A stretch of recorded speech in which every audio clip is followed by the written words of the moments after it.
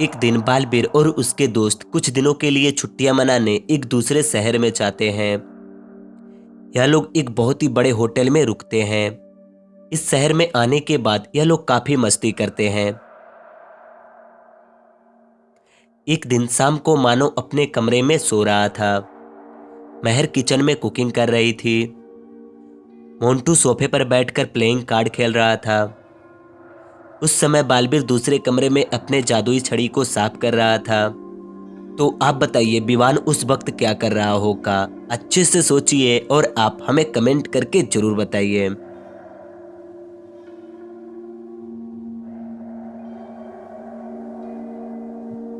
दोस्तों, क्या आपको पता चला कि विवान उस वक्त क्या कर रहा था? अगर हाँ तो बहुत ही अच्छे। अगर नहीं पता चला तो आइए देखते हैं कि विवान उस वक्त क्या कर रहा था।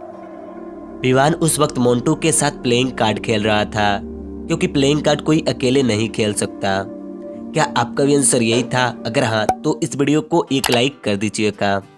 बालवीर इन सभी को अपने पास बुलाकर बोलता है, दोस्तों इस शहर में एक बहुत ही खूबसूरत पार्क है, क्यों ना आज हम उसी पार्क में घूमने के लिए चलें।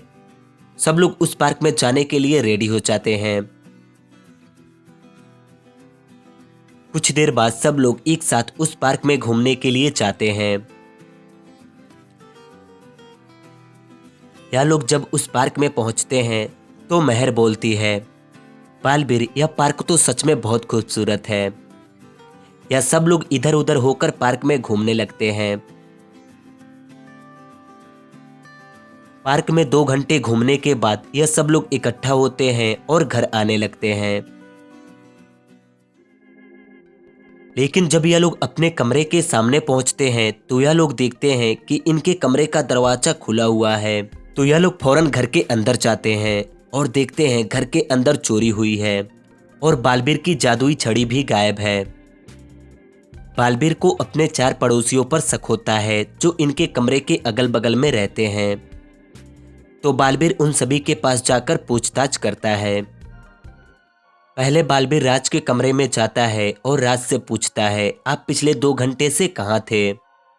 राज बोलता है, मैं तो नीचे होटल में बैठकर कुछ खा रहा था। फिर बालवीर पूनम के कमरे में जाता है और पूनम से भी यही बातें पूछता है। पूनम बोलती है, मैं तो अभी अभी मार्केट से आ रही हूँ।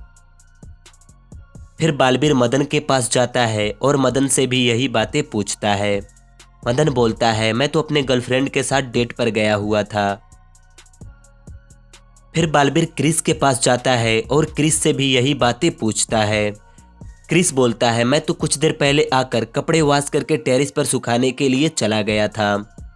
बालवीर इन लोगों की बातें अच्छे से सुनता है और समझ जाता है कि मेरे कमरे में चोरी किसने की है। लेकिन क्या आप बता सकते हैं कि चोर कौन कौन है? अच्छे से सोचिए और आप अपना आंसर कमेंट करके बताइए।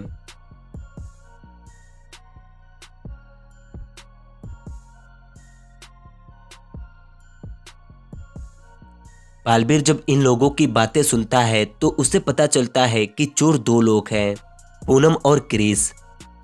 क्योंकि अगर पूनम अभी अभी मार्केट से आई है तो यह अगरबत्ती इतनी जल्दी इतना कैसे खत्म हो गया? मतलब यह काफी देर से अपने कमरे में है और बालवीर से झूठ बोल रही थी। और क्रिस रात में कपड़े को छत पर कैसे सुखा रहा था? अभी तो रात के 8 बज रहे हैं। बालवीर यही सुनकर इन दोनों को पकड़ लेता है। क्या आप इन दोनों चोरों को पकड़ पाए थे? नीचे कमेंट करके जरूर बताइएगा। अब आप इन दोनों औरतों को देखिए और बताइए कि किसका पति मर चुका है, ए या बी। अच्छे से देखिए और आप अपना आंसर कमेंट करके बताइए।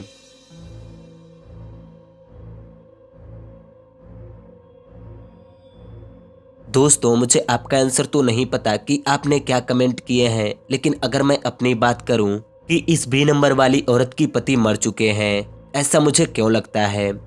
क्योंकि अगर आप इनके पीछे दीवार पर देखेंगे तो आपको एक आदमी की फोटो दिखाई देगी जिसपे एक फूल का माला लगा हुआ है।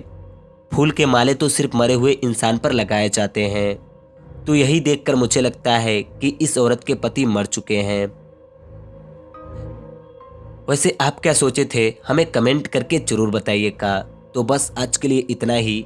अगर आपको ये वीडियो पसंद आई हो तो इस वीडियो को एक लाइक कर दीजिएगा और वीडियो देखने के लिए थैंक यू।